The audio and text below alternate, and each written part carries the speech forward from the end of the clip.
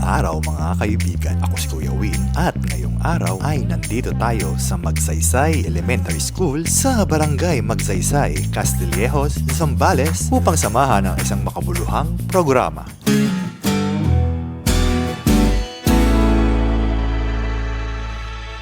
Ang taunang Brigada Eskwela para sa School Year 2025-2026. Kasama natin ang mga miyembro ng Zambales Obsidian Eagles Club at Zambales Obsidian Lady Eagles Club na naghandog ng tulong at suporta para sa mga mag-aaral dito sa paaralan. Ang Brigada Eskwela ay isang pambansang kampanya na pinangungunahan ng Department of Education o DepEd, kung saan ang mga guro, magulang, mag-aaral, lokal na pamahalaan at buong komunidad ay nagtutulungan upang ayusin, linisin at pagandahin ang mga pampublikong paaralan bago magsimula ang klase. Bago pa man ang mga aktibidad, nagkaroon ng isang simpleng seremonya para sa mga batang dumaan sa a la carte program ng DepEd. Ang a la carte program ngayong 2025 ay isang regional na proyekto na tinatawag na Regional a la carte of Learning Interventions for Struggling Grade 3 Learners. Nakatuon ito sa pagtulong sa mga batang grade 3 na nahihirapan sa kanilang pag-aaral sa pamamagitan ng mga espesyal na interbensyon na angkop sa kanilang pangangailangan. Layunin nitong punan ang mga kakulangan sa kanilang pagkatuto upang makasabay sila sa klase at magkaroon ng matibay na pundasyon sa kanilang mga aralin. Sa itong bahagi ng mas malawak na pagsisikap ng DepEd upang mapabuti ang kalidad ng edukasyon at matugunan ang mga learning gaps ng mga estudyante sa iba't ibang rehiyon. Kasunod nito ay ang orientation para sa mga magulang kung saan ipinaliwanag ang mga patakaran sa paaralan, ano ang mga dapat gawin at iwasan, pati na rin ang mga inaasahan para sa buong taon ng pag-aaral. Tinalakay rin ang kahalagahan ng tamang koneksyon sa pagitan ng paaralan, mga magulang at komunidad upang masiguro ang tagumpay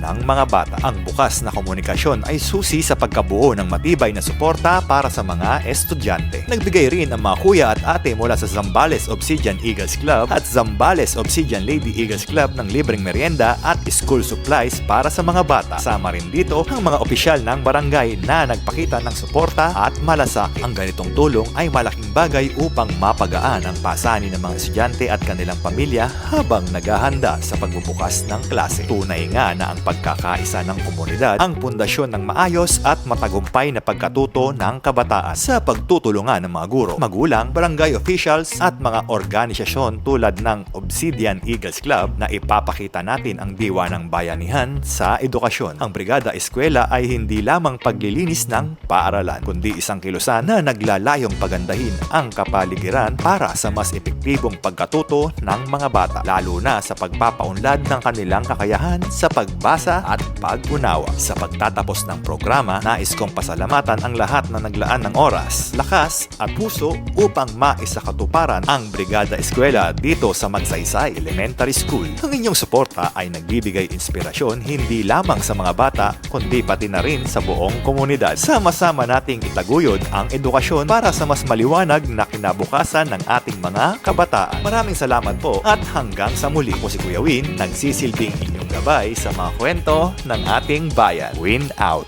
Wala pong 1,000. Okay po! Maraming salamat po.